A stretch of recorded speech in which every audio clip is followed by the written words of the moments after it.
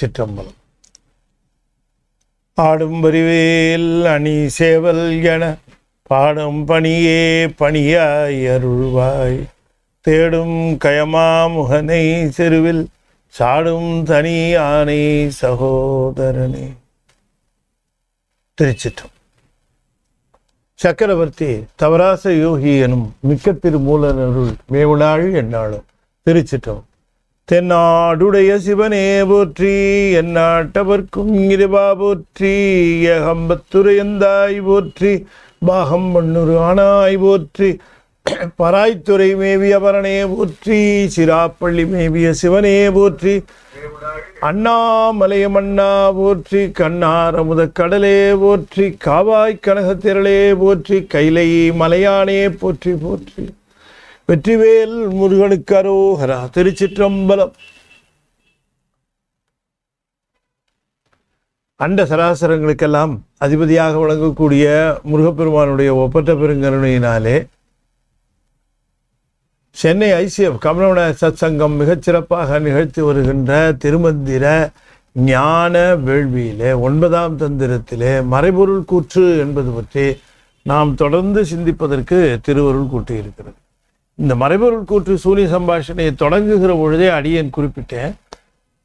ஒரு தலைப்பிலே இல்லாமல் பல்வேறு தலைப்புகளிலே பல்வேறு செய்திகளை சொன்னதையெல்லாம் நாயனார் இங்கே தொகுத்து தருகின்றார். எந்தெந்த செய்திகளை நாம் நினைவில் வைத்துக் கொள்ள வேண்டும், எவற்றை நாம் நம்முடைய இந்த ஆன்மீக பயணத்திலே தவறாமல் மறந்து விடாமல் அதனை கடைபிடிக்க வேண்டும் என்று கருதுகிறாரோ அந்த செய்திகளை எல்லாம் நேரடியாக சொல்லாமல் மறைபொருள் கூற்றாக சொல்லுகிறார். அதுக்கு இந்த உத்தியை கையாண்டிருக்கிறார். எப்பொழுதுமே ஒரு செய்தியை நேராக சொல்லாமல் அதனை மறைபொருளாக சொல்லுகிற பொழுது 2 நன்மை. ஒன்று,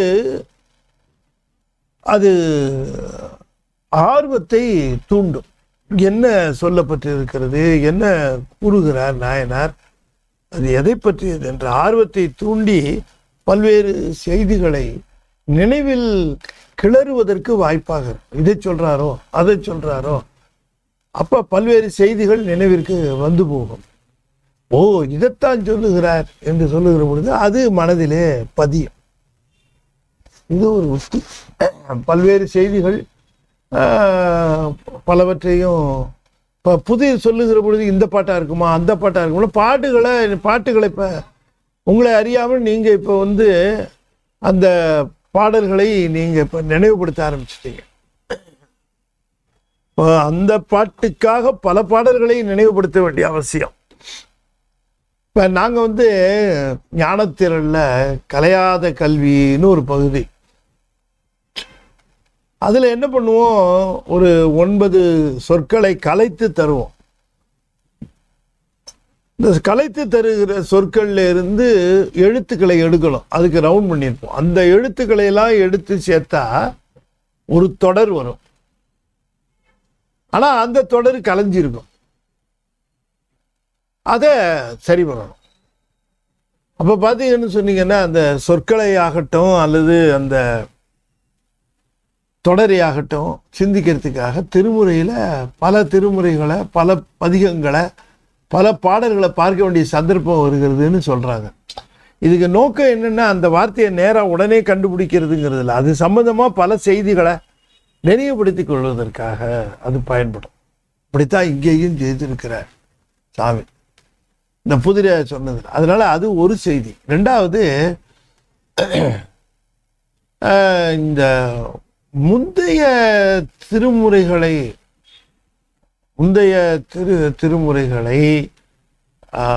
அதாவது முந்தைய தந்திரங்களை தக்கபடி ஆய்வு செய்யாமல்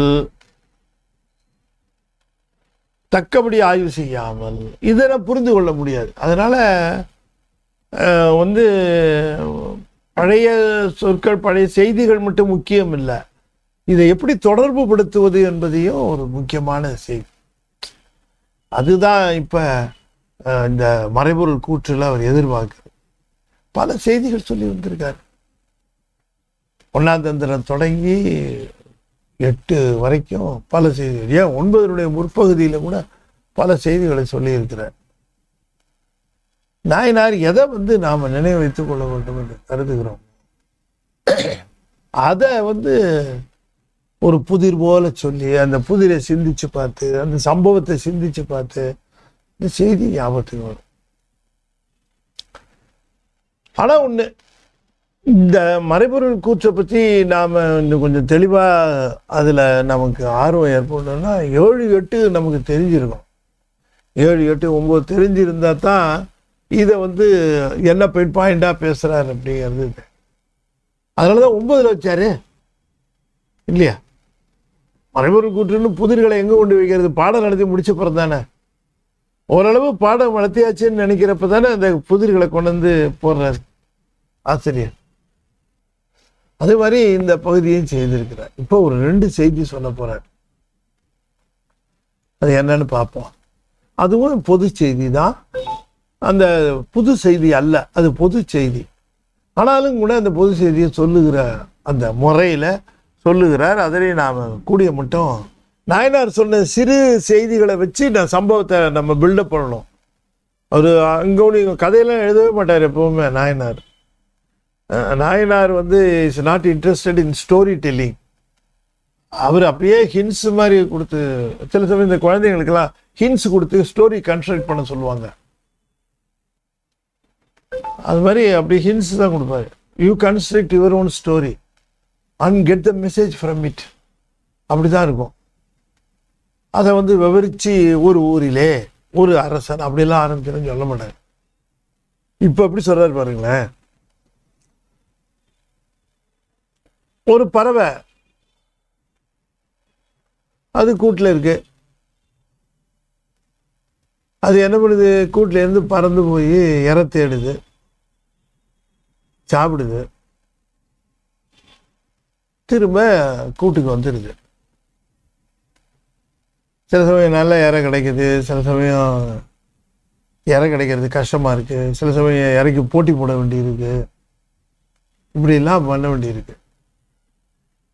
எல்லா நாளுமே ஃபேவரபுளாக இருக்குமா? இருக்காது. சில சமயம் தேடி ரொம்ப தூரம் போக வேண்டியிருக்கும். அதுவும் இல்லாமல் அந்த பகற்காலத்திலேயே தேடிடணும் இறைய. டயத்தை மிஸ் பண்ணோம்னா பட்டி கிடக்க வேண்டியதுதான். சூரிய உதயத்திலேருந்து சூரிய அஸ்தமனத்துக்குள்ள இறைய கண்டுபிடிச்சாகணும். இந்த இறைய தேடி கண்டுபிடிக்கிற அந்த நேரத்தில் தான் இறையாகாமல் இருக்கணும். இதெல்லாம் பார்த்து அது உணவு தேடணும். அப்படி தேடிச்சு, அதுக்கு உணவு கிடைச்சிது. ஒரு நாள் சீக்கிரம் கிடைச்சிது, ஒரு நாள் தாமதமாக கிடைச்சிது, ஒரு நாள் நிறைய கிடைச்சிது, ஒரு நாள் கொஞ்சம் தான் கிடைச்சிது, ஒரு நாள் சில சமயம் கிடைக்காம போச்சு. எப்படியோ உணவு தேடி சாயந்தரம் ஆனால் கூட்டுக்கு வந்துடும், தூங்கும். மறுநாள் காலையில் எழுந்திரிச்சுது, திரும்பவும் பறக்குது, திரும்பவும் ஒரே இறை தேடுது. ஒரு நாள் விடாமல் இதுதான் நடக்குது. கடைசியில் ஒரு நாள் என்ன ஆயிடுச்சு? அது இறையாயிடுச்சு. ஒரு வேடுவம் பார்த்தான், அது எங்கேயோ இறை தேடிட்டு இருக்கும்போது அந்த இறைய மேலே இருந்த கவனத்தில் தன்னை ஒருத்தன் குறி வைக்கிறது தெரியல, அடிச்சிச்சு, விழுந்துருச்சு, எடுத்துட்டு போட்டான், முடிஞ்சு போச்சு.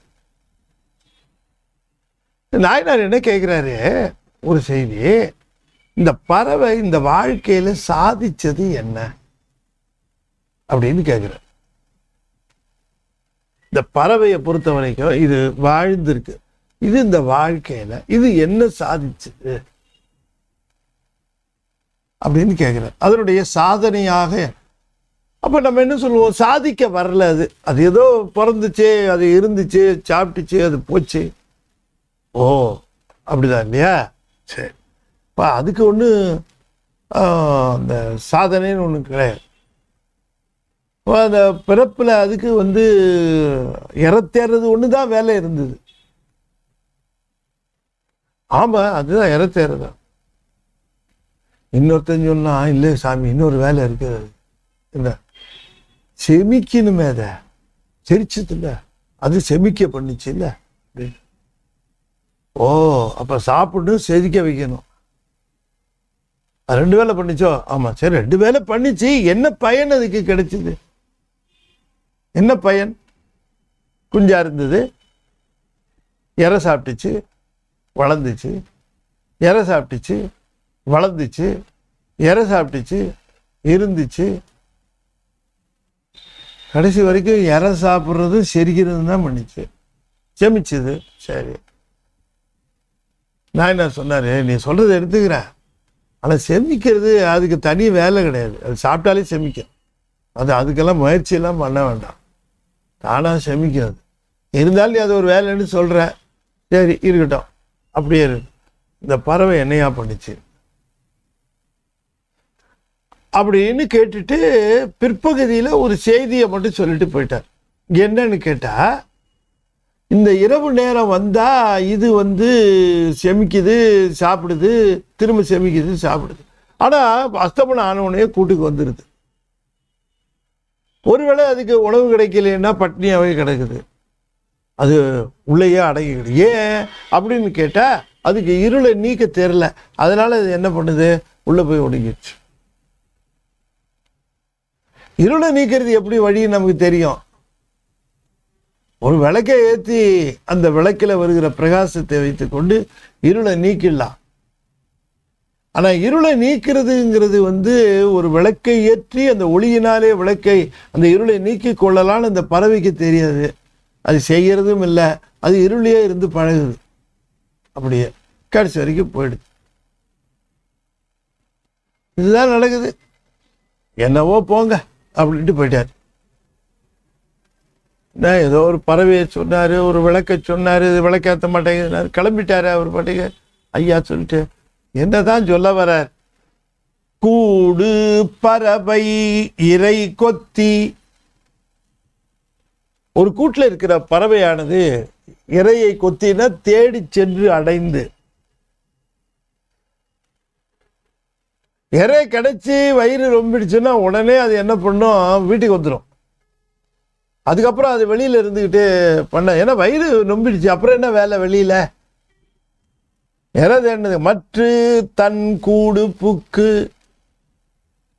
மற்ற அதன் ஊடு புக்கு விட்டு அந்த அதனுடைய மனையகத்துக்களை புகுந்து. எதுக்கு? உண்டி அறுக்கு, சோறு செரிக்கிறது. உண்டை இறை செரிக்கிறதுக்கு எப்படி? இறை கொத்தி மற்றதன் ஊடு புக்கு உண்டி அறுக்கு. அறுத்தல்னா செமித்தல்னு அர்த்தம். அறுத்தல்னா என்ன அர்த்தம்? செமித்தல். அறுக்குறில் என்னாக்கும், என்னதான் ஆச்சு அதனால பயன்னு கேட்டார். அதுக்கு என்ன பயன் கிடைச்சது? இல்லை அதனால இந்த உலகத்துக்கு தான் என்ன பயன் கிடைச்சது? இல்லை அது அந்த வாழ்க்கையில் என்னது, சாப்பிட்றதுக்காகவே வந்துதா? சாப்பிட்டு முடிச்சு தூங்குறதுக்கே வந்துதா? திரும்ப கிளம்புறதுக்கே வந்துதா? என்ன இது? ஒன்றும் பொருள் புரியாமல் ஒரு விஷயம் நடக்குதே. அப்படி நடக்குமா? ஒன்றுமே அர்த்தம் இல்லாமல் பொருள் இல்லாமல் ஒரு விஷயம் நடக்குமா? என்னவோ சரி, இதுதான் ராத்திரி வீட்டுக்கு வந்துருதா, கொஞ்சம் இருளை போக்குறதுக்காக சூடரி நெய் உண்டு. சூட்டை எரித்து காட்டுகின்ற நெய். நெய்னா என்ன? நெய் உண்டு. அந்த நெய்யிலிருந்து அதில் சூடு உடைய நெருப்பு உண்டு. சூடரி நெய் உண்டு. சூடரி நெய் உண்டுன்னா நெய்யை சாப்பிட்டு. சூடு எரி நெய் உண்டு மை கான்றிடுகின்ற. கான்றிடுகின்ற இருளை ஓட்டுகின்ற. மையினா இருளு, கான்றிடுகின்றனா அழிக்கின்ற. காலுதல்னா உமிழ்தல்னு அர்த்தம், துப்புதல் அர்த்தம். இந்த இடத்துல அது நீக்குதல்ன்ற அர்த்தத்தில் வரும். அதை நீக்கிறதுன்ற அர்த்தத்தில் உள்ள இருக்கிற அதை வெளியில தள்ளுறதுக்கு காலுதல் தான், உமிழ்தல், வெளிப்படுத்துதல் அப்படின்னு அர்த்தம். அதுக்கு காலுதல் தான். மணிக்கால் ஒளி அல்லது மணிக்கால் சோதி அப்படின்னா மணி வெளியிடுகின்ற சோதி அப்படின்னு அதுக்கு பொருள் வரும். சூடரி நெய் உண்டு மை காண்டிடுகின்ற பாடறிவார்க்கு பயன் எளிதாமே. இந்த பகற்காலம் முழுக்க அது விரைதெடுவதிலே செலவழிக்கிறதே, இரவு காலத்திலே ஒடுங்கி போய் அது நிற்கிறதே. சூடு எரினை உண்டு மை காண்டிடுகின்ற பாடறிவார்க்கு பயன் எளிதாமே. மை காண்டிடுகின்ற பாடு அறிவார்க்கு பயன் எளிதாமே. இந்த விளக்கை ஏற்றி அந்த விளக்கினாலே அந்த விளக்கினுடைய பயனை அடைகின்றவர்கள், அந்த அந்த தன்மை மெத்தடு, அந்த முறையை அறிந்தவர்களுக்கு பயன் எல்லாமே எளிதாக இருக்கும். ஆனால் அதுக்கு விளக்கேற்றவும் தெரியாது, அதுக்கு இருளை ஓட்டவும் தெரியாது, அதுக்கு பயன்பெறவும் தெரியாது. அது என்னவோ பகற்காலத்தில் எரை தேடுவதும் இரவு காலத்தை முழுவதும் வீணாக்குவதும் இப்படியாக அது இருந்து கொண்டு இருக்கிறது. அப்படி ஒரு பறவை அது தினமும் கூட்டை விட்டு போகிறது, இறை தேடுறது, இறை எவ்வளோ கிடைக்குதோ அந்த இறையை பெற்றுக்கொள்ள வேண்டியது. பிறகு வயிறு நிரம்பிருச்சுன்னா திரும்ப கூட்டுக்கு வந்துட வேண்டியது. வந்த பிறகு செபிக்க வேண்டியது, உறங்க வேண்டியது. அடுத்த நாள் காலையில் என்னைக்காவது அந்த பறவை ஏன் நாம் இப்படி தினமும் பண்ணிக்கிட்டு இருக்கிறோம், இது என்ன விஷயம் அப்படின்னு அது நினைக்காது. அது போல நிறைய மனிதர்கள் இருக்கிறார். சாமி சொல்றார், இது பறவையை சொல்லல, நான் மனிதர்களை சொல்லுகிறேன். தினமும் கிளம்புறது, சாப்பிட்றது, இந்த உடம்புக்கு வேண்டிய சௌரியங்களை பண்ணிக்கிறது, இரவு போய் தூங்கிறது, அடுத்த நாள் காலையில் எழுந்திருக்கிறது, அதே வேலையை செய்கிறது, திரும்ப தூங்குறது.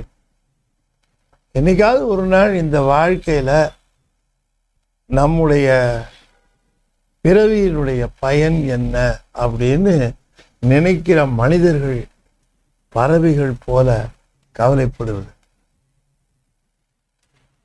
கேட்டா சொல்றான் செமிக்கணுமேங்கிறான், அதை பத்தி மட்டுமே கவலைப்படுறான்.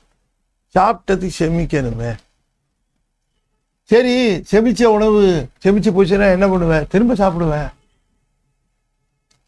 சாப்பிட்ட உணவு செமிக்கிறதுக்காக கவலைப்படுவேன், செமிச்ச பிறகு திரும்ப சாப்பிடணுமேனு கவலைப்படுவேன், சாப்பிட்றதுக்கு கவலைப்படுவேன், செமிக்கிறதுக்கு கவலைப்படுவேன். இப்படியே தான்.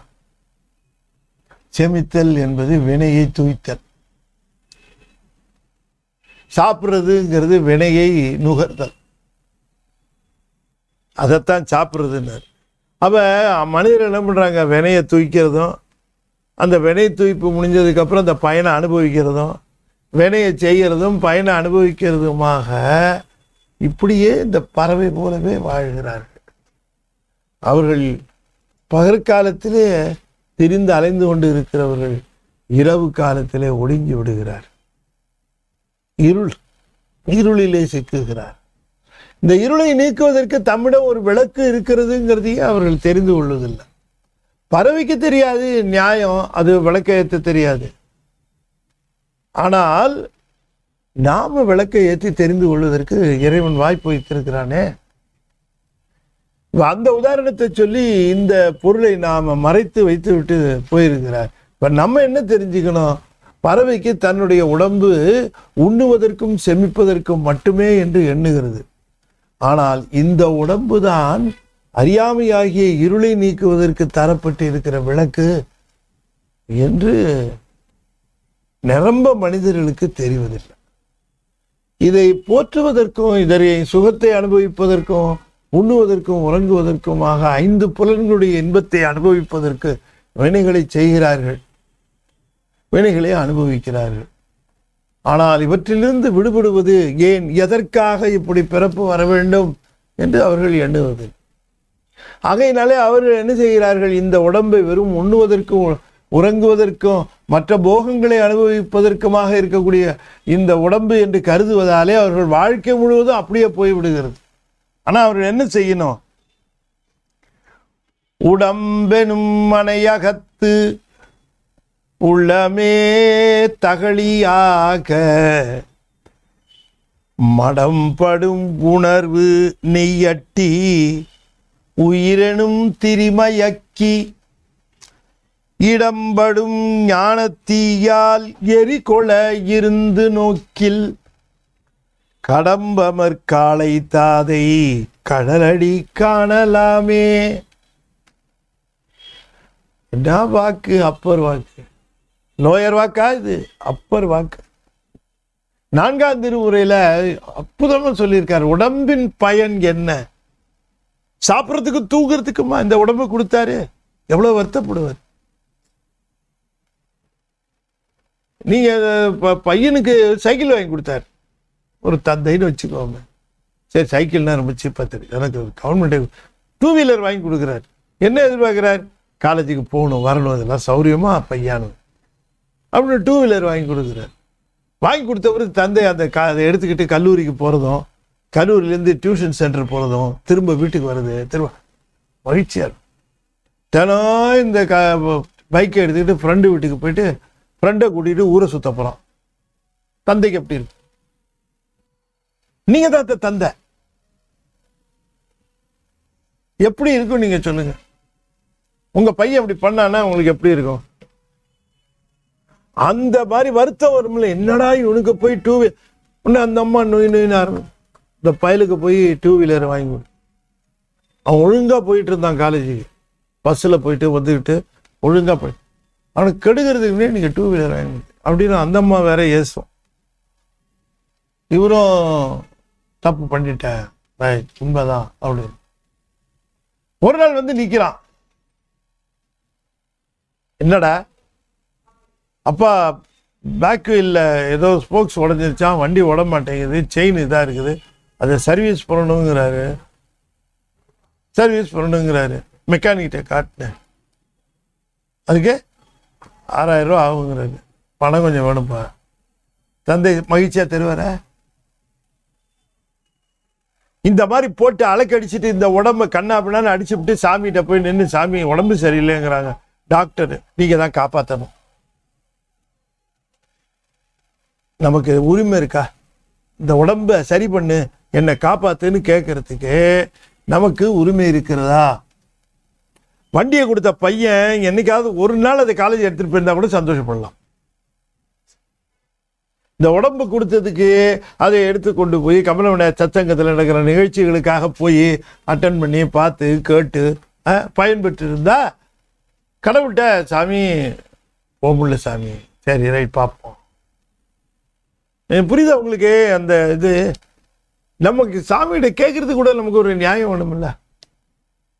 நான் அதனால தான் சொன்னேன், சண்முக கவசம் வந்து உடம்பினுடைய பாகங்களை எல்லாம் சரி பண்றதுக்காக சாமி பாடியிருக்கார் இல்லைங்களா? அண்டமாய் அவனியாகி அரியோனா பொருளதாகி தொண்டர்கள் குருவுமாகி துகளறி தெய்வமாகி என் திசை போற்றடிந்த எண்ணருள் ஈசனான தென்திரள் சரவணத்தான் தினமும் என் சிரசை காக்க.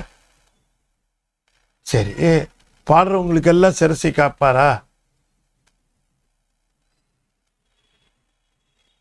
ஈசலாம் வாகுலே எனது கந்தரத்தை காக்க, தேசுரு தோல் விழாவும் திருமகள் மருகன் காக்க, ஆசலாமார் வீராராயுதன் காக்க, என்ற ஏசிலாம் முழங்கியதன்னே முருகவேள் காக்க. சரி, அப்படி முருகவேள் காக்கன்னு சொன்னாரே, இதை பார்த்தோன்னு காப்பாரா?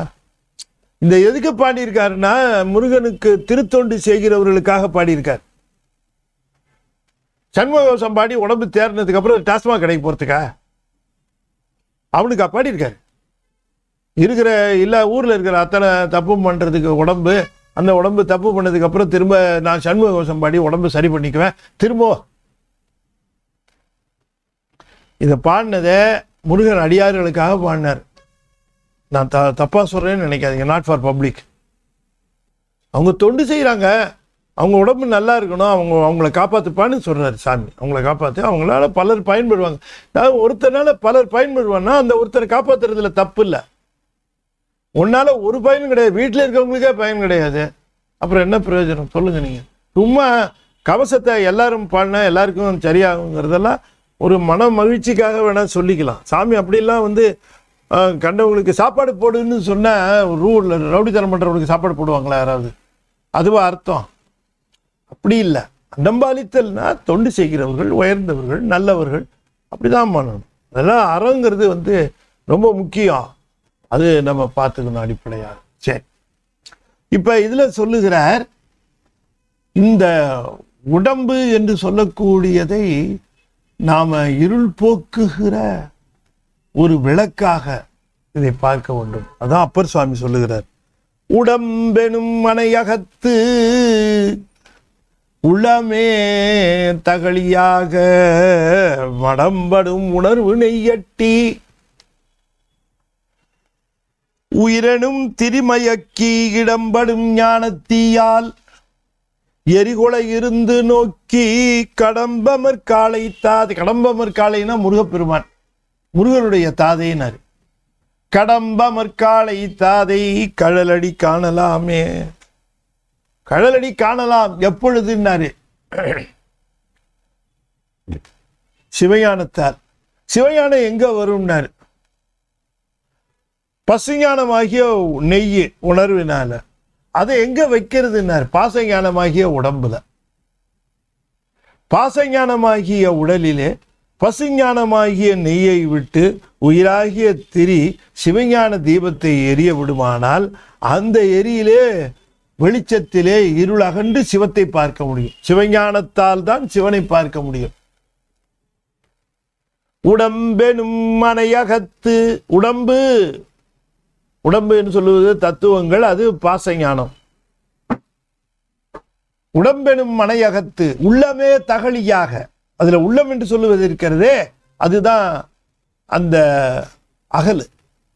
மடம்பெடும் உணர்வு நெய்யட்டி. மடம்படுனாரு. மடம்படு என்று சொன்னால் அஞ்ஞானம் நிறைந்தன்னு அர்த்தம். அஞ்ஞானம் நிறைந்த உணர்வு, அதுதான் பசுஞானம். பசுஞானம் என்கிற எண்ணெய், பாசஞானங்கிற அகலு, சிவஞானங்கிற தீபம். இப்ப சிவஞான தீபம் எங்க வருது பாருங்க? பாசஞானத்திலையும் பசுஞானத்திலையும் வருது சிவஞானம். அப்ப பசுஞானத்தை வந்து வெறுமனை நம்பி பயனில்லை. அந்த பசுஞானமானது சிவஞானமாக ஆனால் அந்த சிவஞானத்திலே இருள் நீங்க சிவன் தெரியும். இருள்ல இருக்குது, இருளை அகற்றுவது சிவஞானம். எனவே சிவஞானத்தை ஏற்றுவதற்கு இந்த பசுஞானமும் பாசஞானமும் வேணும். அந்த பாசஞானமும் பசுஞானமும் தெரிவதற்குத்தான் உடம்பை கொடுத்திருக்கார். எனவே இந்த உடம்பு என்று சொல்லுவது எதற்காகன்னா, இது நம்முடைய மெய்கண்டார் சொல்லியிருக்கார் இல்லையா, மாயா தனு விளக்கு அப்படின்னு சொல்லியிருக்கார். எல்லாம் எங்கிருந்து எடுத்தாங்க அப்படின்னா, திருமூலர் ஒரே வரியில அழகா சொல்லுகிறார், சூடரி நெய் உண்டு மை காண்டிடுகின்ற. சூடு எரி நெய் உண்டு. சூடு எரி நெய் உண்டு. உண்டு என்று சொன்னால் நெய் உண்டுன்னா நெய்யிலிருந்து. நெய்ங்கிறது எண்ணெய், அது எண்ணெய்ன்னு சொல்றது நெய்ன்னு சொல்றோம். ஏன்னா எண்ணெய்க்கு எள் நெய்ன்னு பேரு. சூடு எரி நெய் உண்டு. அந்த அந்த நெய்யில எண்ணெய் இருக்குன்னா சூடும் இருக்கு, ஒளியும் இருக்கு. எண்ணெயை ஏற்றுகிற பொழுது அதுல நெருப்பு இருக்கு, சூடு இருக்கு. விளக்கு எரியுது, நம்ம ஒளிக்காக ஏத்துறோம். ஆனா ஒளி மட்டும் இல்லை, அதுல நெருப்பு இருக்கு, சூடு இருக்கு. அதனாலதான் அது வந்து மாசுள்ள ஜோதி. மாசற்ற சோதின்னு சொன்னா அதுல வந்து சூடு இருக்கக்கூடாது, வெறும் ஒளி மட்டும் இருக்கணும். அதான் மாசற்ற சோதி மலர்ந்த மலர்ச்சுடரே அப்படின்னாரு. இந்த எல்லா விளக்குகள்லையும் ஒளி வரும், ஆனா மாசு இருக்கு. ஏன்னா தொட முடியாது, வெப்பம் இருக்கு அதுல. இந்த ஒளிக்கும் அந்த ஒளிக்கும் என்ன வேறுபாடுன்னாரு, இந்த மாசு அதுல இருக்காது. அதனாலதான் ஞான சம்பந்தர் அந்த ஒளி கிளம்புன உள்ள போங்கன்னாரு. சுட்டுதுன்னா ஒரு பய போவானா உள்ளார? சாமி சுடுது சாமி அப்படின்னு வெளில ஒடியாந்துருவான். எல்லாரும் உள்ள போறாங்க, ஜிலு ஜில்லுன்னு இருக்கு, ஜிலு ஜில்லுன்னு இருக்கு. கொடைக்கானல்ல கோக்கஸ் வாக்கில் போற மாதிரி எல்லாம் உள்ள பையன உள்ள போறாங்க, ஜிலு ஜில்லு. ஊடு புக்கு உண்டி அருக்குரில் என்னாக்கும். சாப்பிட்றதுக்குன்னே இந்த உடம்ப வச்சிருந்து என்ன பிரயோஜனம்? இது விளக்கா ஆக்க வேண்டாமா? பறவை மாதிரி தின்னு தின்னு விட்டு தெரிச்சு போய் ஓய்வு எடுத்துவிட்டு இதுக்கே இருந்து கடைசியில இரையாகிறது. எதுக்கு இரையாகிறது? எவனோ ஒரு வேடுவான், அடிச்சு போட்டு சாப்பிட்டு போயிடுவான். அது மாதிரி யமன் கையில பட்சணம் ஆயிடுது. கூடு பறவை. இது என்ன பாட்டு, எப்படி சொல்லியிருக்காரு பாருங்க இந்த பாட்டை. கொஞ்சம் அப்படி படிச்சு, ஏதோ ஒரு பறவை சொல்லியிருக்காருன்னு கிளம்பிடுவான் அவன். நம்ம கிளம்ப முடியுமா? சூடரி நெய் உண்டு சூட்டை எரிகின்ற. அப்ப அந்த நெய் என்று சொல்லுவது, நெய்ன்னு என்னத்தான், அந்த இப்ப கடலையிலிருந்து அதை சாரத்தை எடுத்தோம்னா கடலை நெய். எள்ளிலிருந்து எடுத்தா அதுக்கு பேர் எள் நெய். பசுவில இருந்து அதை நெய் எடுத்தா ஆவின் நெய். தேங்காயிலிருந்து அதுக்கு எடுத்தா தேங்காய் நெய். இப்படிதான் சொல்லணும். ஆனா நம்ம என்ன பண்றோம், தேங்காய் நெய்யின்னாம தேங்காய் எண்ணெய், கடலையில இருந்து எடுத்தாலும் கடலை எண்ணெய், பசுவில இருந்து, இப்படி எல்லாத்தையும் எண்ணெய் நெய்யை விட்டு வச்சுட்டோம். மற்ற எல்லாத்தையும் எண்ணெய் எண்ணெய்ங்கிறோம். எண்ணெய்ன்னு சொல்றதே தப்பு. ஏன்னு கேட்டா அது எள்ளிலேருந்து எடுத்தா தான் எண்ணெய். எள் நெய் எண்ணெய். இப்போ கடலையிலேருந்து எடுத்தா கடலை நெய். இப்போ கடையில் போய் நீங்கள் கடலை நெய் 1/2 லிட்டர் கொடுங்கன்னா அவர் உங்களை மாறி பார்ப்பார். நல்லா இருந்தார் நேற்று வரைக்கும், நம்ம ரேட்டாக பேசுகிறோம், அவர் தப்பாக நினைப்பார். கடலை நெய்ன்னா உண்மையிலே அதுதான் கரெக்ட். அப்போ எண்ணெய்க்கு, எள் நெய்க்கு அது எண்ணெய் நாய் பொது பேராக போயிடுச்ச. அப்போ எள்ளிலேருந்து எடுக்கிறதுக்கு என்னதான் பேர் வைக்கிறது எண்ணெய்க்கு? எண்ணெய்ன்னு சொன்னால் அப்போ எந்த எண்ணெய்ன்னு கேட்கலாம். நல்லெண்ணெய் கொடுக்க மாட்டேங்க, அதுக்காக நல்ல எண்ணெய் அப்படின்னு அதுக்கு ஒரு பேர் வச்சான், நல்ல எண்ணெய். அப்போ மித்ததெல்லாம் கெட்ட எண்ணெய். தெரிஞ்சு போச்சு இல்லை? நல்லங்கிறது எதுக்கு கொடுத்தாங்க? அதுக்கு எண்ணெயை பொது பெயராக்கி விட்டாங்க. எண்ணெயை புது பெயராக்க. அதனால பாருங்க, சூடரி நெய் உண்டுன்னா ஏதோ பசும்பால் நெய் எடுத்து போய் ஊத்துறாங்கன்னு நினைக்கக்கூடாது. நெய்யின்னா பொது பேரில் எந்த நெய்யா வேணாம், கடலை நெய்யா இருக்கலாம், வேப்ப நெய்யா இருக்கலாம், விளக்கு நெய்யா இருக்கலாம், விளக்கெண்ணெய். அதுவாக பாருங்க, விளக்கு கொட்டை, விளக்க ஆமணக்கு கொட்டை, இந்த மாதிரி இருக்கிறதுலேருந்து எடுக்கிற நெய், அதுக்கு நெய்ன்னு தான் சொல்லணும். சூடு எரி நெய் உண்டு. உண்டுன்னு சொன்னால் அந்த நெய்யிலிருந்து எடுத்து மை காண்டிடுகின்ற, மையின்னா இருளை ஓட்டுகின்ற பாடறிவா இருக்கு.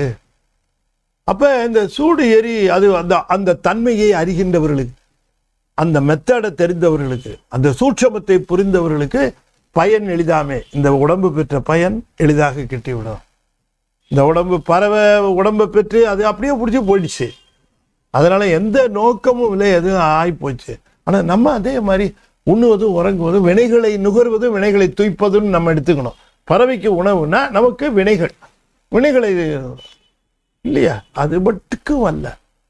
அப்போ இந்த வினைகளை நுகர்வு, நல்லது வருது கெட்டது வருது, நல்லது அனுபவிக்கிறோம் கெட்டதை தான் வருகிறோம், மகிழ்ச்சியாக இருக்கிறோம் வருந்துறோம், இது மட்டுமே தானா? இதிலிருந்து வேற இதை தாண்டி போய் நாம் அடைய வேண்டியது ஒன்று இருக்கிறதா? என்ன எதையாவது கொண்டு அடைய முடியாது, உடம்பை கொண்டு தான் அதை அடைய முடியும். அதுக்கு தான் அதை கொடுத்துருக்காரு. ஆகையினாலே இந்த உடம்பிலே உணர்வாகிய அந்த நெய்யினாலே நீ இந்த விளக்கை ஏற்று, இந்த உடம்பினுடைய விளக்கை ஏற்றுகின்ற அந்த சூட்சமத்தை அறிந்து கொள். பாடு அறிவார்க்கு பயன் எளிதாமே. எனவே இந்த உடம்பு என்பது பாசஞானம். இதுல உனக்கு தோன்றுகிற உணர்வு இருக்கிறதே அது பசுஞானம். இந்த இரண்டையும் கொண்டு சிவஞானம் ஏற்றுக. அப்ப இந்த உடம்பினாலே பெறுகின்ற பயன் சிவஞானம் பெறுதல். ஏன் சாப்பிட்டு தூங்கக்கூடாதுன்னா, உனக்கும் பறவைக்கும் விலங்குக்கும் வித்தியாசம் வேணுமே. ஏன் பறவையை சொன்னாரு அப்படின்னு சொன்னார். பறவை கூட்டில் இருக்கு, அது மாதிரி உயிரானது இந்த உடல் கூட்டில் இருக்குல்ல, அதுக்காக அந்த உதாரணத்தில் குரம்பை தனித்தொழிய புல் பறந்துட்டு உடம்போடு உயிரிடையின் நட்புன்னு வள்ளுவர்னு சொல்றார். ஆகையினாலே அந்த தெரிந்து கொள்வதற்காக சொல்ற. ஆக இதுல சாமி சொல்லுகிற ஒரு முக்கியமான செய்தி நாம் என்ன பார்க்கிறோம்னா, உடம்பை பெற்றதனுடைய பயன் உலக போகம் அல்ல, சிவஞானம் பெறுதல். அதை கொண்டு அந்த சிவஞானத்தினாலே இருள் விலகும், சிவன் தெரியும். எனவே இருளினால் மறைக்கப்பெற்று இருக்கக்கூடிய சிவத்தை, இந்த இருளை நீக்கி, இருளினால மறைக்கப்பெறுகிற அளவுக்கு இருள் வலிமையா சிவனை விட? சிவனையும் மறைக்குதுன்னா அதுக்கு என்ன வலிமை? இப்ப கண்ணுல படலம் மறைச்சிருக்கு, சூரியனை மறைக்குது. இப்ப சூரியனை படலம் மறைச்சிருச்சு, அப்ப சூரியனை விட படலம் கண்ணில் இருக்கக்கூடிய கேட்ராக்ட் வலிமையா பெருசா? இல்ல. சூரியனை மறைக்கல, அது உன்னுடைய பார்வையை மறைச்சிருக்கு. எனவே இந்த இருள் உன்னை மறைத்து இருக்கிறது, நீ அதை விலக்கிக் கொள்வதற்கு இந்த உடம்பே தான் விளக்கு, வேற விளக்குக்கு எங்கேயும் போக முடியாது. ஆகையினாலே மை காண்டிடுகின்றன, இருளை விரட்டுகின்ற, ஆணவத்தை வெளியேற்றுகின்ற இந்த உடம்பு அதற்குரிய பயனை தரும். எப்படி என்று கேட்டால், அதை சாமி சொல்லும்போது கூட இடம்படும் ஞானம்னாரு, அதை மடம்படும் ஞானம்னாரு. மடம்படும் உணர்வுன்னா நம்ம பசுஞானம் அதில் பாசஞானமும் இருக்கும், சிவஞானமும் சேரும். அதான் இருதிறன் அறிவுள்ளது இரண்டல ஆன்மா. அது இதோடையும் சேரும், அதோடையும் சேரும். அது மாதிரி வரும் ஒரு ஃபிட்டின்னு. வெறும் இந்த இந்த பிரபஞ்சத்தோடையே சேர்ந்து மட்டும் சிவத்தோட சேர்த்து விட்டேன்னே சேர்ந்துக்கோ. ஆகையினாலே அப்படிப்பட்ட இந்த உடம்பு மிக மிக முக்கியமானது. சிவஞான தீபம் ஏற்றுவதற்கு இந்த உடம்பு மிக முக்கியமானது. எனவே உடம்பை வெறும் வினை நுகர்வுக்காக வந்தது என்று மட்டும் கருதாமல், அப்படிதான் பௌத்தர்கள் மற்றவர்கள்லாம் நினைக்கிறாங்க. மாயாவதியாக தான் அந்த வினை நுகர்வுக்காக வந்தது, வினைகள்லாம் முடிஞ்சு உடம்பு போயிடுச்சுன்னா நமக்கு மலம் போயிடுன்றோம். அது போகாது. எப்படி போகும்? இன்னொரு உடம்பு வரும். ஆகையினாலே உடம்பினுடைய பெருமை தெரிந்து கொள்க என்று சொன்னதினாலே இந்த உள்ளுரை செய்தியாக மாயா தனுவிளக்கில் சிவஞான தீபம் ஏற்றுக. இந்த உடம்பை கொண்டு சிவஞான தீபம் ஏற்றுக. இந்த விளக்குன்னு சொல்லியிருக்காரு. இதுல சிவஞான தீபத்தை ஏற்றணும். விளக்கு மட்டும் இருந்தா, விளக்கு கொடுத்தாச்சு, எண்ணெயை ஊற்றி திரிய போட்டு விளக்கை ஏற்று சிவன் தெரியும். அதுக்காக வந்தது இது. அதனால இந்த உடம்பை மற்ற உயிர்களுக்கு அந்த வாய்ப்பு இல்லை. அவை வாழ்வது போல நாம் வாழ வெறும் வினை நுகர்வுக்காக மட்டுமே உடம்பாரடியின் உயிராரழிவர் திடம்பட மெய்ஞானம் சேரவும் மாட்டார்னு சொன்னார். பார்த்தீங்களா? இந்த திடம்பட மெய்ஞானம் சேரவும் மாட்டார். அதைத்தான் இங்க மாயா தனுவிளக்கில் சிவஞான தீபம் ஏற்றுக. உடம்பை பார்த்துக்க. உடம்புதான் அடையறதுக்கு வழி. உடம்பை பார்த்துக்கன்னு சொன்னா பத்திரமா வெளியில எங்கேயும் போகாம ரூம்குள்ள உட்காந்துக்கிறதுன்னு இல்லை. உடம்பை பார்த்துக்கன்னா இந்த உடம்பினாலே திருவருள் பெறுவது எங்கனம் என்று காண்க, அப்படிதான் சொல்றார். உடம்பினாலே திருவருள் பெறுவது எவ்வாறு என்று காண்க. சரியலை நில்லு, கிரியையில நில்லு, யோகத்துல நில்லு, ஞானத்தையே நோக்கு. உடம்பு என்று சொல்லுவது வெறும் உடம்பு மட்டுமல்ல, அந்த கரணங்களாக இருக்கக்கூடிய மனம், புத்தி, அகங்காரம், சித்தம் மட்டுமல்ல, அதையும் தாண்டி போய் உணர்வு. அந்த உணர்வு தான் பசிஞானமா மிளிரும். அது தன்னையே வியக்கும். அந்த இடத்துல ஒரு அமுக்கு. அத நாளெல்லாம் இல்லை, அது எங்கேயோ ஒருத்தர் நீ செஞ்சுட்டேன்னு நினைக்கிறியா? டக்குன்னு நீயா செஞ்ச? இல்லை இல்லை, ஏதோ ஒரு நினைப்பு வந்தது, நீங்க சொன்ன உடனே எனக்கு புத்தி வந்துருச்சு. அப்படியே அமுச்சு அடக்கு பார், திருவருளை பார், கூடவே இருக்கு பார் திருவருள். அதுதான் எல்லாத்தையும் செய்யுது. நீ அதை பற்றிக்கிட்டேன்னா நீ எப்பவுமே செய்யறதெல்லாம் திருவருளா இருக்கும். எப்படி திருவருள் என்பது உடம்பு மட்டுமல்ல, நம்முடைய உடம்பு, அந்த கரணம், உணர்வு எல்லாமே. அதனாலதான் அதை சொன்னாரு, சூடு ஏறி நெய் உண்டு அப்படின்னு பொதுவா ஒரு வரிதான் சொன்னார். அதை வச்சுதான் பின்னால அவங்க அத்தனை பாடல்களையும் பாடினாங்க. சாமி சொன்னாரு, அதான் சொன்னேன் உங்களுக்கு, கதையெல்லாம் சொல்லிட்டு இருக்க மாட்டாருன்னு சொன்ன. சூடறி நெய் உண்டு மை காண்டிடுகின்றன்ட்டார். இது எவ்வளோ எக்ஸ்பிளனேஷன். மைங்கிறது ஆணவ மதம், அது பொதுவாக சொன்ன இருள். இப்படி ரொம்ப அற்புதமாக இந்த பாடல் சொல்லியிருக்காருன்னு சொல்லி அதை தொடர்ந்து திரும்பவும் அடுத்த ஒரு செய்தியையும் நமக்கு அழகா சொல்லுகிறார். இதுலேயும் ரொம்ப புதிராக சொல்லி இருக்கிறார். எடுத்த உடனே டக்குன்னு புரிஞ்சிட போதுங்கிற கவனத்திலேயே சொல்லியிருக்காரு. ஆமா, பெரிய ஆறு அடிச்சுக்கிட்டு போகுது, தண்ணி சும்மா கரபுரண்டு ஓடுது. அதை எதிர்த்து போறதுக்கு ஒருத்தர் கூட வாய்ப்பே இல்லை. அவ்வளோ ஃபோர்ஸா போகுது, அவ்வளோ ஃபோர்ஸா போகுது. என்னங்க இது இவ்வளவு ஃபோர்ஸா போற ஒரு ஆறு, அந்த காட்டாற்று வெள்ளம் போல கரை புரண்டு ஓடுது. அங்கங்க கரண்ட்னா சுழி, அங்க நீர்ச்சுழி போகுது. கூர்ந்து பார்த்தா அதுல பல பேரு அடிச்சுக்கிட்டு போறாங்க. பல பேரு, ஒன்னு ரெண்டு இல்ல, பல பேரை போயிட்டு இருக்கிறாங்க. இந்த பல பேரும் போகிறவர்கள்ல நமக்கு இப்படி ஒரு இந்த ஆற்று வெள்ளத்தில் இப்படி ஒரு நமக்கு ஆபத்து வந்திருக்கிறது அப்படின்னு உணர்ந்தவர்கள் கொஞ்சம் பேர். அது நேராக விட்டால் கடலுக்கு தான் போகும். அப்படிப்பட்ட ஆறு காட்டாற்று வெள்ளம். அதில் கொஞ்சம் பேர்த்துக்கு இதில் நம்ம மாட்டிக்கிட்டோமே, இதுலேருந்து எப்படி மாற்றுறது, எப்படி தப்பிக்கிறது அப்படின்னு நினச்சி அதில் கொஞ்சம் சில பேர் முயற்சி பண்ணுறாங்க. என்ன ஆச்சரியங்க, அதில் சில பேர் மயங்கி அதிலேயே கிடக்குறான், அப்படியே போகிறான் அடிச்சுட்டு, எங்கே இருக்கிறோன்னே தெரில அவனுக்கு, போகிறான். இன்னும் சிலரோ கூக்கல் இடுறாங்க. அப்போ தான் அதில் அடிச்சு போகும்போது பார்த்தா கரை ஓரமாக ஒரு ஆலமரம், அந்த ஆலமரத்துக்கு கீழே ஒருத்தர் உட்கார்ந்துருக்கிறார். ஒரு கால் கீழே தொங்குது, ஒரு கால் மடிச்சு மேலே வச்சிருக்கார்.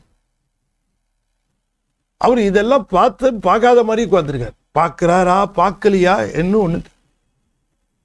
ஆலமரத்தில் பார்த்தா எங்க பார்த்தாலும் விழுதுகளா தொங்குது. இதுல என்ன ஒரு ஆச்சரியம் அப்படின்னு பார்த்தா, நல்லா கூர்ந்து கவனிச்சா இந்த ஆற்று வேகம் வெள்ளமா ஓடுது. இந்த ஆத்துக்கும் சம்பந்தம் இல்லாம, இந்த தண்ணிக்கும் சம்பந்தம் இல்லாம, இதுக்கே சம்பந்தம் இல்லாம அந்த ஆலமரம் கரையில் அந்த பக்கமா இருக்கு. ஆனா அந்த ஆலமரம் ஆறு போக போக அந்த ஆலமரம் தாண்டி போகணும் இல்ல, ஆலமரம் கூடவே வர மாதிரி இருக்கு. இப்ப நம்ம எவ்வளவு வேகமா கார்ல போனாலும் கூட நிலவு மேல தெரியும், நிலவை பார்த்துட்டு இருப்போம். கார்ல போயிட்டே இருப்போம், கார்ல போயிட்டே இருக்கணும். என்னம்மா நம்ம கூடவே வருது நிலமா பையன்.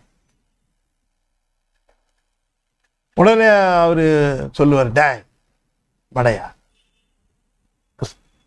நிலவு வரலடா, அது அங்கேயே தான் இருக்கு. அப்ப நம்ம போறோமே, அது அங்கேயே தான் நிக்கணும், அது அங்கேயே தான்டா நிக்குது. நம்ம போறோமா இல்லையா டாடி? போறோம், நம்ம போறோம். அப்புறம் என்ன டாடி அது அங்கேயே நிக்குதுங்கிறீங்க, நம்ம போறோங்கிறீங்க. ஆனா அது பார்த்து தெரிஞ்சுக்கிட்டே இருக்கேன், அது அப்படித்தான்டா தெரியும். சரி பிஸ்கட் சாப்பிடு, ஏன்னா அதுக்கு மேல இவனுக்கு பதில் சொல்ல தெரியும்,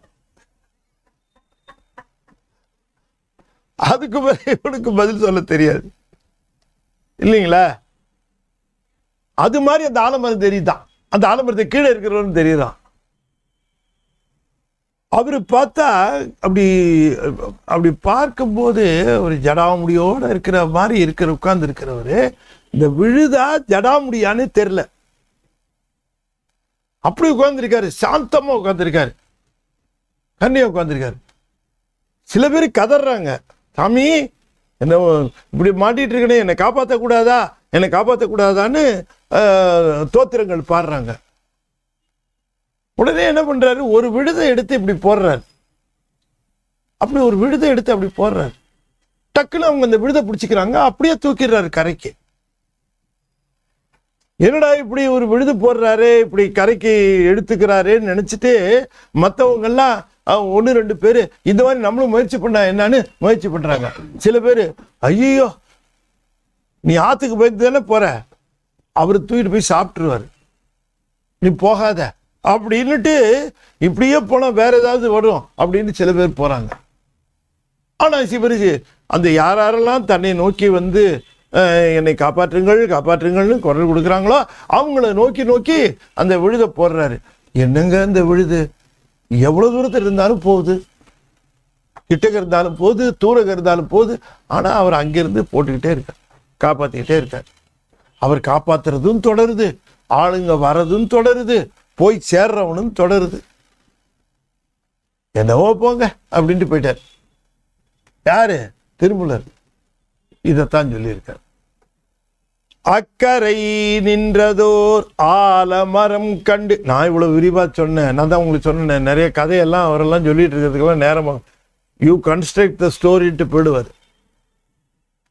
ஆனா இதை வச்சு அழகா செய்யலாம், அப்படிதான் சொல்லியிருக்காரு. அக்கரை நின்றதோர் ஆலமரம் கண்டு. யார் கண்டு?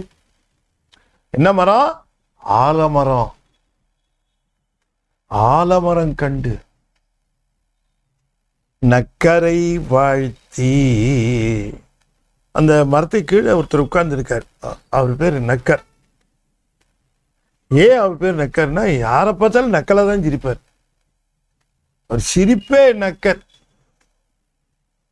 இல்லையா? அவர் அப்படி நக்கலா பார்த்து சிரிச்சதான் 3 புறம் எரிஞ்சிருச்சு. அதனால தானே சொன்னார், இடுக்கண் வருங்கால் நகுகன்னாரு. நகுகன்னு சிரின்னு அர்த்தம் இல்லை. நிறைய பேர் ஒரே எழுதியிருக்கிறான், துன்பம் வருகிற பொழுது சிரி அப்படின்னு எழுதியிருக்கிறான். ஒரே துன்பம் வருகிற பொழுது சிரிக்கவும்னா பைத்தியம் நினைக்க மாட்டான். துன்பம் வரும்போது சிரிச்சோம்னா சிரிச்சோம்னா ஏன்டா சிரிக்கிறேன்னா இன்ஜெக்ஷன் வேகமாக போட்டாரு அதான் சிரிக்கிறேன்னா, இல்லை லூசாடா கேட்பான். வலிக்குதே அப்படின்னு சொன்னா தானே சரி ரைட்டு ஒழுங்கா இருக்கிறான் என்ன அர்த்தம். அப்ப நகுதல்னா என்ன அர்த்தம்னா ஏளன சிரிப்பு. அந்த துன்பம் வந்ததுன்னா நீ என்ன கஷ்டப்படுத்திருவியா நீ அப்படி ஏளனம் வச்சா அடுத்து அதனை அடுத்து வருவது அகுதொப்பது இல்லைன்னாரு. அது அடுத்து பாதி வரிய மீதி படிச்சா தான் குரல் புரியும். ஏன் அவங்களுக்கு ஏளனம்னா இது இப்போதைக்கு டெம்பரரி, இதுக்கு அடுத்தது நன்மை வரும். இந்த துன்பம் வந்ததுன்னா பின்னால் எனக்கு நன்மை வரும்னு எனக்கு தெரியும். நீ என்னை ஒன்றும் ரொம்ப பண்ண முடியாது, போயிட்டு வா அப்படின்னு இடுக்கண் வருங்கால் நகுக அதனை அடுத்து ஊறுவது அகுதொப்பது இல் சொன்னார் இல்லையா. பாதி பதியா படிச்சு விட்டு நம்ம பாதி பதியாவே கோட் பண்ணலாம். இடுக்கண் வருங்கால் நகுக, இடுக்கண் வருங்கால் நகுங்க. நகுதல்னா சிரித்தல் இல்லை.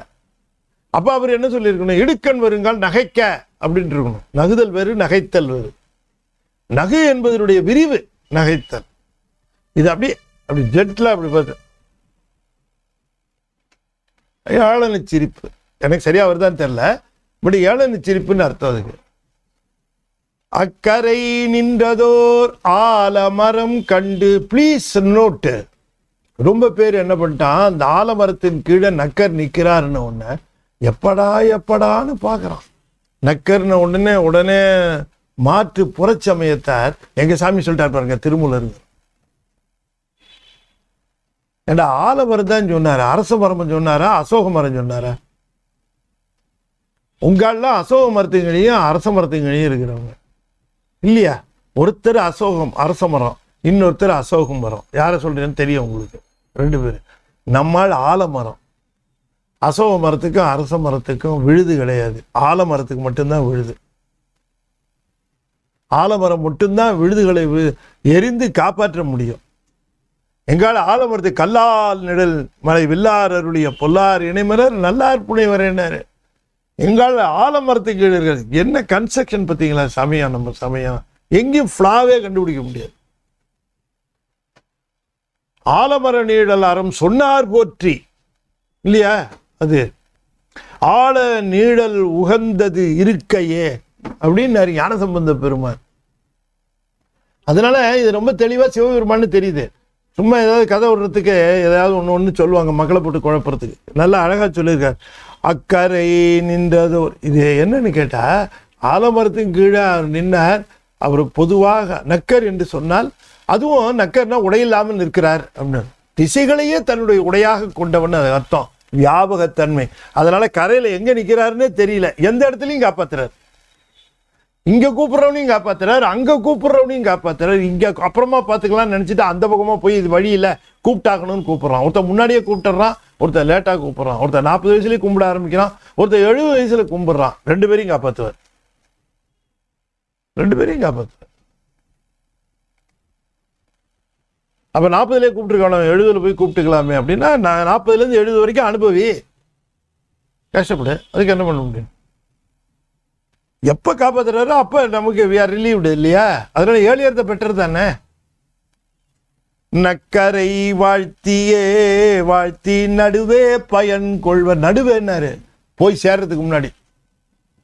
நடுப்புறையன்னா என்ன அர்த்தம்? நாட் அட் தி எண்டு, சாக கிடைக்கும் போது இல்லை. நடுவே நடுவே பயன் கொள்வர். அப்படி கொள்ளலேடா மிக்கவர் அது மாதிரி பயன்படுத்தி கொள்ளாதவர்கள். 5 துயரமும், 5 துயரம்னா இந்த துன்பத்தை கண்டு அஞ்சணும், பயப்படக்கூடிய துயரங்கள். நம்ம பொருள் சொல்லுகிற பொழுது 5 துன்பம், வாழ்க்கையில இருக்கிற பொழுது பல்வகையான துன்பங்கள். அந்த 5 பொறிகளினால துன்பங்களை கண்டு போய் தக்கவர் தாழ்ந்து இந்த துன்பங்களை அனுபவிப்பதற்குரிய தகுதி பெற்றவர்கள் எல்லாம் ஆத்துல வெள்ளத்துல அடிச்சுட்டு போறாங்க. இந்த ஆறுங்கிறது என்ன? வாழ்க்கை. அந்த வெள்ளங்கிறது என்ன? வினை பயன்கள். வினை பயன்களினுடைய சுழல்களிலே சிக்கி தவித்து பலரும் இதிலிருந்து விடுபட வேண்டும் என்றால் கல்லாலின் கீழ் இருக்கக்கூடியவனுடைய கடலை பற்றினாலே தவிர வேறு வழியே கிடையாது. அதனால சரண்டர் அட் ஹிஸ் ஃபீட், அவருடைய திருவடிகளிலே நீ சரண் புகுந்து விடு. சரண் புகுகின்ற பொழுது சொன்னார், அது எப்படி சரண் புகுதலாம்?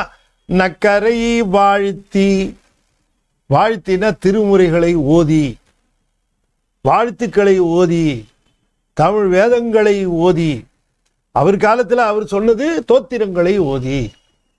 எனவே தோத்திரங்களை ஓதுகின்றவர்கள் ஆலமரம் கண்டு சிவபெருமானிடம் தோத்திரங்களை சொல்லி வழிபாடு செய்கின்றவர்கள் அந்த கடலுக்கு போய் சேர்வதற்கு முன்பாகவே தங்களுடைய வாழ்க்கையின் பயனை பெற்று விடுவார்கள். மிக்கவர் மற்றவர் மிக்கவர்னாரு, மிஞ்சி இருக்கிறவர்கள் அஞ்சு துயரமும் கண்டு போய் இதெல்லாத்தையும் அனுபவித்து முடித்து இந்த துன்பங்களிலே உழன்று கிடந்து பிறகு போய் தாழ்ந்து கிடைக்கின்றவரை கடல்ல போய் சேர்ந்து தங்களுடைய துன்பத்தினுடைய முழுமையும் அனுபவிக்கின்றார்கள் தக்கவர். எனவே மீள நினைக்கின்றவர்கள் வாழ்க்கையிலே வினைப்பயன்களினாலே இந்த வாழ்வு நடந்து கொண்டு இருக்கிறது. இந்த வினைப்பயன்களிலிருந்து விடுபடுவது நம்மால் முடிந்த காரியம் அல்ல. இப்ப கடவுள்னு ஒருத்தர் இல்ல, வினைப்பயன்களை பத்தி பேசுறாங்க. ஹவு டு கெட் ரிலீவ்டு, நீயே முயற்சி பண்ணுங்கிறாங்க. தமிழர்கள் பௌத்தர்கள் நீ முயற்சி செய்ய, முயற்சி செய்து விடுபட்டு விடு. ஆசை அறு. எப்படி அறும்? அறுக்கிறதா இருந்தா என்னைக்கு அறுத்திருப்பானே. ஆசை அறு, ஆசைய துன்பத்திற்கு காரணம், இதெல்லாம் சொல்லி பயன் இல்லை. ஆனா இதிலிருந்து விடுபடுவதற்கான வழிவகை என்ன அது சொல்லணும் இல்ல. அப்ப நாம இதிலிருந்து விடுபட்டா ஒருவரை பற்றி கொள்ள வேண்டும். நமக்கு பற்றுவதற்கு பரம்பொருள் இருக்கிறது, சிவம் இருக்கிறது. அவர்களுக்கு யார் இருக்கிறார்? எதை பற்று இந்த உயிர்? உயிர் பற்றுவது எதனை அப்படின்னு கேட்டா சொல்ல மாட்டேங்கிறாங்க. உயிர் பற்றாமல் அதை தனித்து நிற்க வாய்ப்பு இல்லை. அது பற்றி தீர வேண்டும். அப்படி பற்றுகின்ற தன்மையுடைய உயிர் எதனை பற்றும்? சத்தம் முதல் ஐந்தும் தன்வழி தான் சாரில் சித்தத்திற்கு சித்தன்றி வேறிடம் உண்டோ கேட்கிறாரு. 30 உபதேசத்துல கேட்கிறார். உடம்பு உயிர்னு சொல்லக்கூடிய 2 பகுதி இருக்கப்பா. இந்த உடம்புங்கிற பகுதி 5 தத்துவங்களா 5 பூதங்களாக பிரிந்து அதுல போய் சேர்ந்துரும். சத்தம் முதல் ஐந்தும் தன் வழி தான் சாரில், உடம்பானது அதற்குரிய பகுதிகளில் காற்றோட சேர்ந்துரும், தசை மண்ணோட சேர்ந்துரும், இப்படி அதோட சேர்ந்துரும். உள்ளுக்குள்ள ஒரு சித்து பொருள் இருக்கு, அது எங்க போகும்னு கேட்டார். சித்துக்கு அது சித்தன்றி, அது போய் சித்து பொருளோட சேர்வதே அன்றி வேறிடம் உண்டோ? நல்ல வேளைப்பா, எங்களுக்கெல்லாம் சிவபெருமா இருக்கா, நாங்கள் போய் சேர்ந்துருவோம். இதெல்லாம் பேயா அலைஞ்சிக்கிட்டு இருக்கோம். கடவுள் இல்லைங்கிறவெல்லாம் பேய், இப்பவும் பேய், செத்தப்புறமும் பேய். அவனுக்கு ஆள் ஒருத்தர் பற்றுவதற்கே கிடையாத. பேயத்தான் அலையும். இப்பவே அலையிறான், பேயா அலையிறான், எதுக்கோ பேயா அலையிறான். புகழுக்கு பேயா அலையிறான், பொருளுக்கு பேயா அலையிறான், பொய்க்கு பேயா அலையிறான். அது ரொம்ப அழகா திருமூலர் சொல்லுகிறார். வள்ளுவரே சொல்றாரு, அழகையுள் வைக்கப்படும் அப்படின்னா. அவெல்லாம் பேய், கிட்டக்க போயிடாத, கொஞ்சம் தள்ளி நின்று அப்படிங்கிற வள்ளுவர் சொல்றார். இவங்க சொல்ற வள்ளுவரே சொல்றார். உலகத்து உண்டென்பது இல்லென்பான் அழகையில் வைக்கப்படும். உலகத்துல உண்டுன்னு சொல்லி வழிபாடு செய்கின்ற கடவுளை இல்லை என்று சொல்லுகிறவன்லாம் பேயாக எண்ணப்படுவான். இது எப்படி வசதியா இந்த குரல் எல்லாம் விட்டுட்டு படிக்கிறானுங்கன்னு எனக்கே புரியல. படிக்கிறவன் எல்லாத்தையும் ஒழுங்கா படிக்கணும்ல. 1330 குரலையும் படிக்கணுமா இல்லையா? 13 குரல் மட்டும் படிச்சுவிட்டு 1330 குரலும் படிச்ச மாதிரி பாலா பண்ணுவான் பாருங்க, போஸ்ட் கொடுப்பான். ரொம்ப ஆச்சரியமா இருக்கு. அதெல்லாம் அப்பதானே அந்த கண்டினியூட்டி தெரியும். 1330 குரலும் அதனுடைய தொடர்ச்சி, வள்ளுவருடைய நாடி துடிப்பு எப்படி பார்க்க முடியும்? இங்க ஒண்ணு அங்க ஒண்ணு படிச்சா எப்படி சொல்? கடற்கரை ஓரமா நின்று விட்டு கடலை பார்த்துவிட்டு ஊருக்கு போய் சொல்லுவான், நான் கடல் பார்த்தேன். என்ன கடலை பார்த்தேன்? இறங்குனியா? ஒரு 10 மீட்டராவது போயிருப்பியா கடலுக்குள்ள? அதுக்குள்ள என்ன இருக்கு? கடல் பார்த்தேன்னு சொல்றீங்க. என்ன அர்த்தம்? கரையில் நின்றுக்கிட்டு கடலை பார்த்தேங்கிறான். கடலை பார்க்கறது கரையில் நின்னா கடல்லையே பார்க்கணும். ஆகையினால இதில் ரொம்ப ஒரு அற்புதமான செய்தி சொல்லுகிறார். நாம இறைவனை பற்றாமல் வினைகளிலிருந்து மீள முடியாது. எனவே தோத்திரங்கள் ரொம்ப முக்கியம். எனவே இதனுடைய உள்ளுரை செய்தி என்ன அப்படின்னு கேட்டா, சிவினைப்பயன் விலக, வினைப்பய துன்பம் விலக, சிவனை வாழ்த்துக, நமச்சிவாய வாழ்க. பாருங்க எங்க தொடங்கினார் சாமி. முதல்ல தொடங்கும் போது நமச்சிவாய வாழ்க, நாதன் தாழ்வாழ்க, இமைப்பொழுதும் என் நெஞ்சில் நீங்காதான் தாழ்வாழ்க, ஆகமமாகி நின்று அன்னிப்பான் தாழ்வாழ்க, ஏகன் அநேகன் இறைவனடி வாழ்க. வாழ்கன்னு தொடங்குறாருங்க, வாழ்த்துகிறார். வாழ்த்தணும், சிவனை வாழ்த்தணும், மனுஷனை வாழ்த்தாத, வேண்டவே வேண்டாம். சிவனை வாழ்த்து, சிவனை வாழ்த்து. சிவனை வாழ்த்துனா துன்பம் விலகும். வினைப்பயன் துன்பம் விலக சிவனை வாழ்த்துக. அதனாலதான் அந்த சிவன் வாழ்த்து, அதனாலதான் வாழ்த்துகிற ஒரு வினைப்பயன்கிற ஆற்றில போகிறவர்கள் அந்த சிவனை பார்த்து வாழ்த்துகிறவர்கள் அவனால் போற்றப்பட்டு காப்பாற்றப்படுகிறார்கள், காப்பாற்றுகிறார்கள். அதனால நீ என்னைக்கும் சிவனுடைய திருவடியை விடாம வாழ்த்தி கொண்டிரு. அதனால வாழ்த்துகின்றனர். அதை அதுக்காகத்தானே ஞானசம்பந்தர் கிட்டத்தட்ட 4000 பாட்டு, திருநாவுக்கரசர் 4000 பாட்டு, எத்தனை 4000 பாட்டு, நாவுக்கரசர் 4 நாள் 8, அவன் சுந்தரமூர்த்தி சாமியில் 1000 பாட்டு. அவங்க பாட்டுக்கு பாடிட்டு இருக்கட்டும், நாங்கள் பாட்டுக்கு போயிட்டு இருக்கோம்னா எத்தனை 10,000 பாட்டுக்கு மேலே இருக்கு. ஏன்னா சிவனை வாழ்த்துக, வாயார வாழ்த்து, நிறைய வாழ்த்து.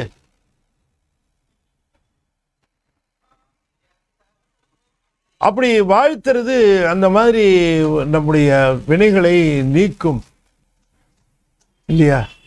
கற்றவர்கள் உண்ணும் கனிய போற்றி, வாழ்த்துறதுக்கு தான் போற்றி திருத்தாண்டகம் பண்ணியிருக்கார். கற்றவர்கள் உண்ணும் கனிய போற்றி, கழடைந்தார் செல்லும் கதியே போற்றி, அற்றவர்கட்கு அறமுதமானாய் போற்றி, அல்லலறுத்தடியேனை ஆண்டாய் போற்றி, மற்றொருவர் ஒப்பில்லாமைந்தா போற்றி, வானவர்கள் போற்றும் மருந்தே போற்றி, செற்றவர்தம் புறமெரித்த செய்ய போற்றி, திருமூலட்டானனே போற்றி. எனவே வினைப்பயன் துன்பம் விலக, வினைப்பயனாம் துன்பம். எனவே துன்பம் வினைப்பயனால தான் வருது. நீங்க தப்பா, அதனால தான் அதை அடியை எழுதிட்டேன். வினைப்பயனால் வரும் துன்பம் விலக சிவனை வாழ்த்துக என்று சொன்னார் என்று சொல்லி இந்த அளவில் இந்த 2 பாடல்களை நாம் இந்த தினம் சிந்தித்தோம். இதனுடைய நிறைவாக 5 எழுத்து 5 முறை ஓதுவேன். நண்பர்கள் தொடர்ந்து ஓத வேண்டும் என்று உங்கள் திருவடி பணிந்து வேண்டிக் கொள்கிறேன். ஓ நமச்சிவாய, ஓம் நமச்சிவாய, ஓம் நமச்சிவாய, ஓம் நமச்சிவாய, ஓம் நமச்சிவாய. திருச்சிற்றம்பலம். அன்பர்களே, ஞானத்திரள் பத்திரிகை மிகச் சிறப்பாக உங்களுக்காக வெளிவருகிறது. அதில் நிரம்ப திருமுறை செய்திகள், திருமுறை பொருள்கள், நீங்கள் திருமுறை பதியங்களை பற்றிய விளக்கங்கள், திருமந்திர விளக்கம், சித்தாந்த விளக்கம் எல்லாம் இருக்கிறது. நீங்கள் அவசியமாக மற்றவர்களுக்கும் அதனை அறிமுகப்படுத்தி அதில் வருகிற அதில் வருகிற கட்டுரைகளுக்கு, அதில் வருகிற செய்திகளுக்கு நீங்கள் உங்களுடைய நல்ல ஆதரவின் தரலாம் என்று சொல்லி இந்த அளவிலே இதனை நிறைவு செய்து சென்னை ICF கமலநாயர் சத்சங்கம் திருமந்திர ஒரு ஞான வேள்வியை நிகழ்த்த இருக்கிறது. நம்முடைய திருமூல தேவநாயனாருடைய குரு பூஜை நவம்பர் 7ஆம் தேதி வருகிறது. அதனை ஒட்டி அன்னைக்கு இல்லை, அதனை ஒட்டி நவம்பர் 10 முதல் நவம்பர் 20 வரை தினந்தோறும் மாலை தமிழகத்தின் மிகச்சிறந்த ஓதுவாமூர்த்தியை கொண்டு திருமுறையும், பிறகு திருமந்திர செய்தி உரை சொற்பொழிவு அடியேன் செய்ய இருக்கிறேன். பெரிய வாய்ப்பு என்னன்னு கேட்டீங்கன்னா, முதல் நாள் முதல் தந்திரம், 2வது நாள் 2வது தந்திரம்னு 11 நாளைக்கும் 6 தந்திரம், 7ஆம் தந்திரம் 2 நாள், 8ஆம் தந்திரம் 2 நாள், 9ஆம் தந்திரம் 1 நாள், அப்படி ஒரு 11 நாட்கள் 11 வெங்கியம் வச்சுக்காதீங்க ப்ரோக்ராம். வெளியில் நேராக ஐசிஎஃப் வந்துருங்க. இந்த அளவில் இதனை நிறைவு செய்து மீண்டும் நாளை மாலை மிகச்சரியாக 6:30 மணிக்கு நம்முடைய மறைபொருள் கூற்றிலே நாம் தொடர்ந்து சிந்திப்போம், சந்திப்போம் என்று கூறி விடைபெறுகிறேன். நன்றி, வணக்கம். திருச்சிற்றம்பலம். தென்னாடுடைய சிவனே போற்றி, எந்நாட்டவர்க்கும் கிருபா போற்றி, வெற்றிவேல் முருகனுக்கு அரோகரா. திருச்சிற்றம்பலம்.